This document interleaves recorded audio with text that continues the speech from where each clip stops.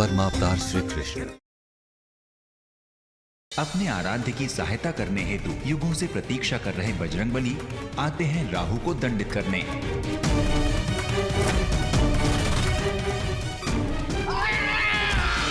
तुम्हारी मृत्यु व्योम पर्वत पर होगी नंद। नरभक्षी मित्र व्योमासुर के हाथों। गोकुल में आकाशवाणी कर नंद के प्राणों पर नरभक्षी व्योमासुर के संकट की घोषणा करता है कंस। तुम्हारे सुख दुख का सहभागी नंद नरभक्षी व्योमासुर के व्योम पर्वत पर। उठो मैया, मैया तुम उठो मैया। कैसे बचाएंगे कान्हा अपने बाबा को व्योमासुर के रक्त पिपासु नागियों से। व्योमासुर पर्वत तक पहुंचने के लिए राधा, कान्हा तथा बलराम के समक्ष है एक नई चुनौती। हम क्या करें कान्हा? ये तो मैं भी सोच रहा हूँ। इस नदी को हम कैसे पार करें?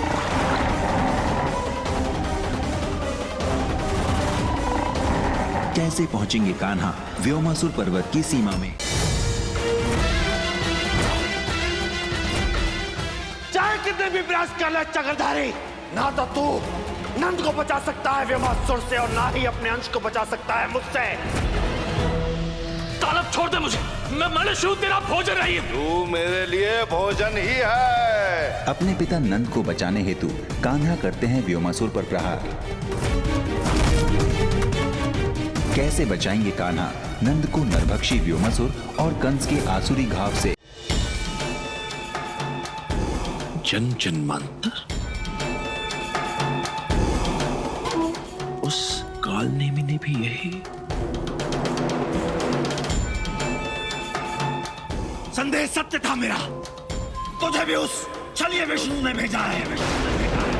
असुरों को रोकने के लिए वो ऐसे ही मोहिनी माया रचता है। महाराज, रोकने नहीं, सहायता करने आई हूं आपकी। मैं आपकी वाम शक्ति हूं। मेरी सहायता के बिना आप उस चक्रधारी विष्णु की सत्ता को समाप्त नहीं कर सकते। भगवान कंस को किसी की भी सहायता की आवश्यकता नहीं है, और उसकी तो कदापि नहीं जिस पर मुझे विश्वास नहीं। यदि आपको मुझ पर विश्वास नहीं तो अंत कर दीजिए मेरा, अंत कर दीजिए, क्योंकि आपके उद्देश्य के लिए मरकर भी मुझे प्रसन्नता ही होगी। अंत कर दूं उस विष्णु की माया का।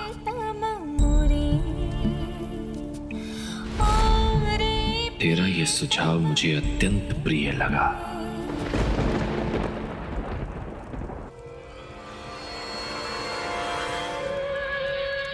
किंतु इतनी सरलता से नहीं मारूंगा तुझे।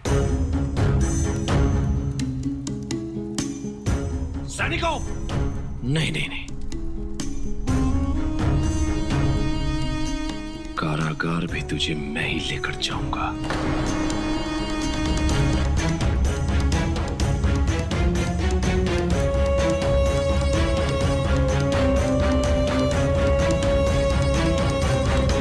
कंस ने बाबा पर असुरी शस्त्र से प्रहार किया है, अर्थात उनका रक्त रोकने के लिए मुझे किसी सात्विक वनस्पति को खोजना होगा।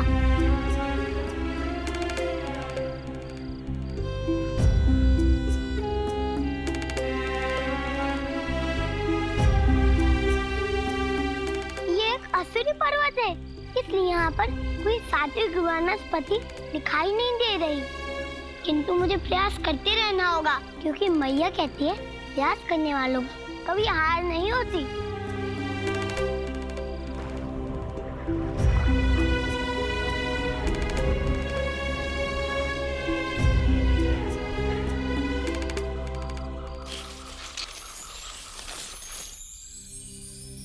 लगता है ये लड़का मुझसे कुछ कहना चाहती है।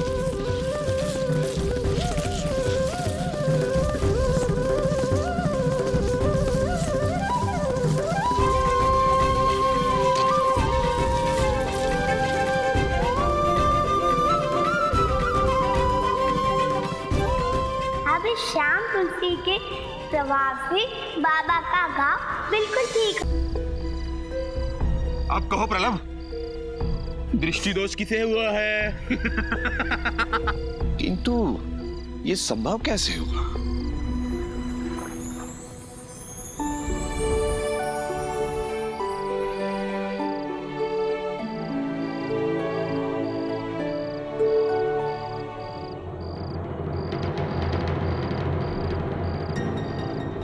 ये हमें क्या हो रहा है?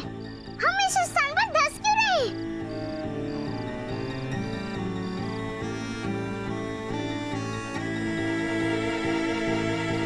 हमें भोजन बनाना है। इससे पहले कि हमें देर हो, हमें यहाँ से निकलना ही होगा।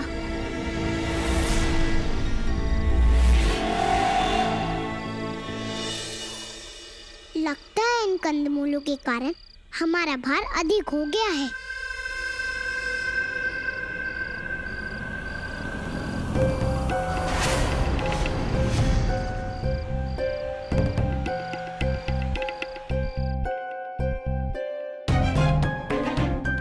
हम तो अभी धंसते ही जा रहे हैं। हम अब क्या करें? यहाँ से कैसे बाहर निकले?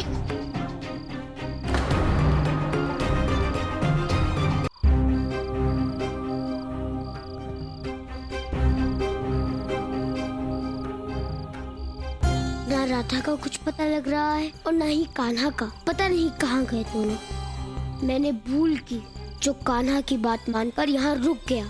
उस व्योमासुर को तो मैं स्वयं ही रोक सकता था।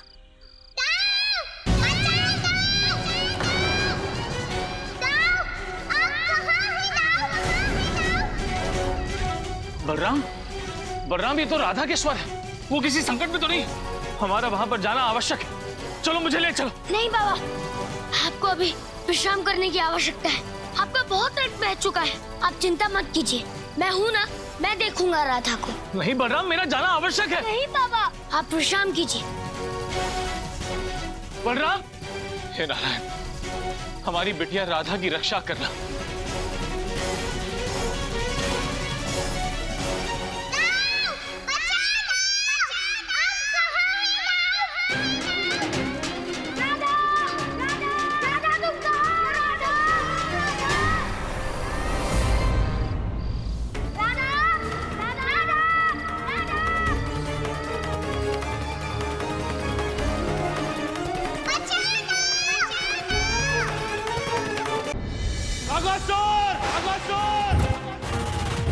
विष्णु अंश का सत्य जानने हेतु कागासुर पर सवार कंस पहुंचता है व्योम पर्वत।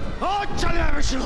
वर्षों पहले जो मेरे कारागार से भाग निकला था, आज पुनः मेरा बंदी बनेगा। शीघ्रता करो कागासुर, शीघ्रता करो। सात्विक भोजन की सुगंध से आकर्षित हो राधा की ओर जाता है व्योमासुर।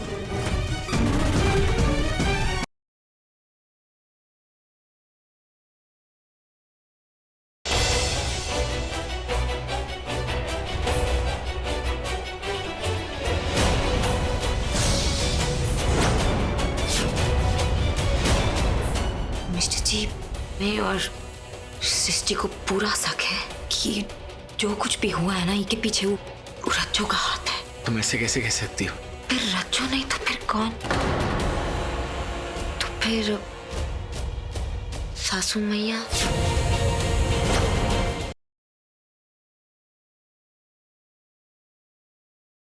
विभूति नारायण मिश्रा का नैनीताल के नैन सुख होटल में रूम बुक हो गया है किसी बबीता के साथ। हमने कहा था ना आपसे आदमी कुछ गड़बड़ है, लेकिन आप ही कहती थी मेरा विभू ऐसा नहीं है। अब अपनी आंखों से देख लिया आपका विभू कैसा है। देखा नहीं अभी मैंने, लेकिन मैं जरूर देखूंगी। हमने अंगूरी को मना लिया है और कह दिया है कि कल हम जो है बिजनेस के सिलसिले में क्लाइंट से मिलने जा रहे हैं, और वो पगली मान भी गई।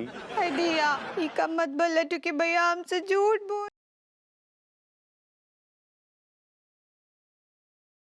यो तो बेकार की बेफालतू बकवास कर रही है यो। कमला माँ जी, सभी कुछ झूठ है के आप लोग सब यो वीडियो ध्यान से देखिए। इन लोगों की बातों में आके रघुवीर जी जैसे नेक इंसान संग काफी बदसलूकी की। मारा तो यो कहना से कमला भाभी को ही गाँव निकाला दे देना चाहिए।